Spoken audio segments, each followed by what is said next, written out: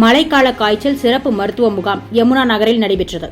திருவள்ளூர் மாவட்டம் பூந்தமல்லி ஒன்றியத்திற்கு உட்பட்ட நசரத்பேட்டை ஊராட்சியில் 9 வார்டுகள் மற்றும் 70க்கும் மேற்பட்ட தெருக்களில் 2200க்கும் மேற்பட்ட குடியிருப்புகளில் 12,000க்கும் மேற்பட்ட பொதுமக்கள் வசித்து வருகின்றனர்.